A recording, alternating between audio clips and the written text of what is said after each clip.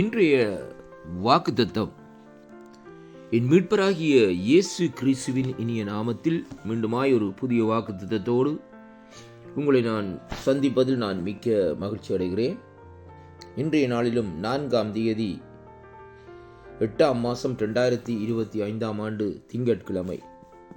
இந்த காலை வேளையிலும் என் மீட்பராகிய ஆண்டவராகிய இயேசு கிறிஸ்துடைய வார்த்தையோடு உங்களை நான் சந்திக்க வாஞ்சியாயிருக்கிறேன். கர்த்தருக்கு மகிமை உண்டாவதாக.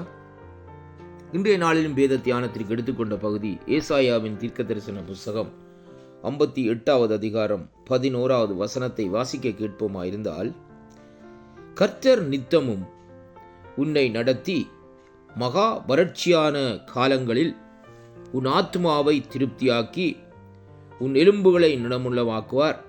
நீ நீர்ப்பாசலான தோட்டத்தைப் போலவும் பற்றாத நீரூற்ற போலவும் இருப்பாய் என்று சொல்லி இந்த வார்த்தை இந்த நாட்களிலே சொல்லுகிறதை பார்க்கிறோம்.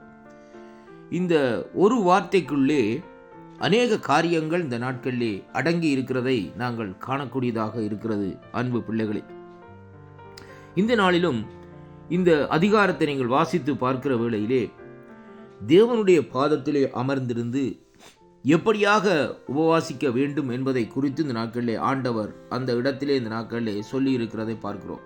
இன்றைக்கு அநேகர் உபவாசம் பாஸ்டிங் என்று சொல்லி இந்த நாட்களிலே வேறு காரியங்களுக்காக அந்த நாட்களில் பாஸ்டிங் இருக்கிறார்கள். ஆனால் வேதம் சொல்லுகிறது அப்படி அல்ல. பாருங்கள், என்ன காரியங்கள் செய்ய வேண்டும் என்பதை குறித்து தான் இந்த வேத பகுதியில் இந்த நாட்களிலே நாங்கள் காணக்கூடியதாக இருக்கிறது. இப்படியாக ஆண்டவர் சொல்லுகிற பிரகாரம் இந்த நாட்களிலே நாங்கள் ஆண்டவருடைய பாதத்திலே அமர்ந்திருந்து அந்த உபவாசத்தை நாங்கள் கழிப்போமாயிருந்தால், முதலாவதாக தேவன் நம்மை நித்தமும் வழிநடத்துகிற தேவனாய் இருக்கிறார்.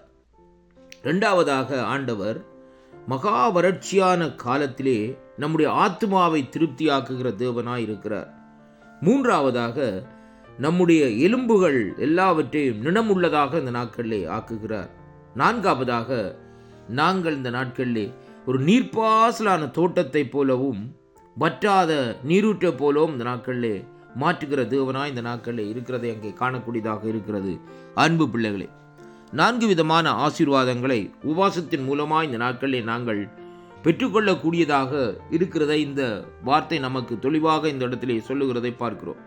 அப்படியானால் ஆண்டவர் இந்த வேதத்திலே எப்படியாக அந்த நாட்களில் அந்த உபாசிக்க வேண்டும் என்று நமக்கு கற்றுக் கொடுத்திருக்கிறாரோ அதன் பிரகாரம் இந்த நாட்களிலே நாங்கள் உபாசிக்கிற வேளையிலே இப்படி சொல்லப்படுகிற ஆசீர்வாதங்கள் எல்லாம் நமக்குள்ளே இந்த நாட்களிலே வந்து அடங்கும் என்பதைத்தான் கர்த்தருடைய வார்த்தை இந்த நாட்களிலே நமக்கு கற்றுத்தருகிறதை பார்க்கிறோம்.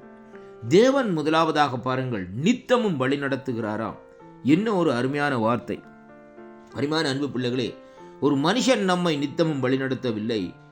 இந்த வானத்தையும் பூமியும் உண்டாக்கின சர்வ வல்லமை உள்ள தேவன், சர்வ வியாபி நம்மை நடத்துகிறதென்றால் அது எவ்வளவு ஒரு மகத்துவமான காரியமாக இந்த நாட்களில் இருக்கிறதே என்பதை கவனிக்க வேண்டும். அருமையான கர்த்தருடைய பிள்ளைகளே, மனுஷன் நடத்துகிற வேளையிலே சில வேளைகளில் அவன் என்ன செய்வான்? தனக்கு ஒரு நெருக்கம் வருகிற வேளையில நம்மை கைவிட்டு விடுவான். ஆனால் கர்த்தரோ நித்தமும் வழிநடத்துவேன் என்று சொல்லி ஒரு வாக்கு நமக்கு கொடுப்பாராயிருந்தால் நம்முடைய மரண பரியந்தம் இந்த நாட்களிலே நம்முடைய தேவன் நம்மை நடத்த வல்லவராய் இருக்கிறார் என்று சொல்லி இந்த நாட்களிலே பார்க்கிறோம். இரண்டாவதாக, மகா வறட்சியான காலத்திலும் நம்முடைய ஆத்மாவிலே ஒரு வறட்சி வருகிறது. ஜெபிக்க முடியாதபடி, துதிக்க முடியாதபடி, தேவனை தேட முடியாதபடி நம்முடைய ஆத்மா அந்த நாட்களிலே வறட்சி அடைந்து இந்த நாட்களிலே சங்கீதக்காரனாய் தாவீது சொன்ன போலது, மானானது நீரோடைய வாஞ்சித்து கதறுவது போல் என் ஆத்மா தேவனிடத்திலே வாஞ்சியா இருக்கிறது என்ற பிரகாரம் அப்படியாக வாஞ்சிக்கிற வேளையிலே அவர் என்ன செய்கிறாராம்? நம்முடைய ஆத்மாவை திருப்தியாக்குகிறது மட்டுமல்ல, நம்முடைய எலும்புகளை கூட இந்த நாட்களிலே நிணமுள்ளதாக இந்த நாட்களை பலனுள்ளதாக மாற்றுகிறது மட்டுமல்ல, நீர்ப்பாசலான தோட்டத்தை போலவும் வற்றாத நீரூற்றை போலவும் செழிப்பாக மாற்றுகிற தேவனாய் இருக்கிறார். அப்படியானால் இந்த வார்த்தைகளை வாக்குத்தத்தங்களை கேட்கிற அன்பு பிள்ளைகளே, ஆண்டவருடைய பாதத்திலே வந்து நீங்கள் அமர்ந்திருந்து உபாசிக்கிற வேளையிலே இந்த வேதம் சொல்லுகிற பிரகாரம் இந்த நாட்களில் நீங்கள் உபவாசிப்பீர்களானால் இங்கே இந்த 11ஆம் அதிகாரத்திலே சொல்லப்பட்ட ஆசீர்வாதங்கள் மட்டுமல்ல, அதற்கு பின்பாக இந்த நாட்களில் தொடர்ந்து வருகிற ஆசீர்வாதங்கள் எல்லாம் உங்களையும் உங்களுடைய குடும்பத்தையும் இந்த நாட்களிலே சார்ந்து கொள்ளும் என்பதைத்தான் இந்த வார்த்தை நமக்கு கற்றுத்தருகிறதை பார்க்கிறோம். இந்த வாக்குத்தத்தங்கள் இன்றைய நாட்களிலே உங்களுக்குள்ள ஒரு ஆசீர்வாதத்தை உருவாக்கும் என்று நான் விசுவாசிக்கின்றேன். வாக்குத்தத்தங்களை படியுங்கள். அதன்படி இந்த நாட்களில் நீங்கள் நடக்கிற வேளையிலே தேவன் உங்களையும் உங்களுடைய குடும்பங்களையும் ஆசீர்வதித்து நடத்த வல்லவராயிருக்கிறார். கர்த்தர் உங்களை ஆசீர்வதிப்பாராக. ஆமென்.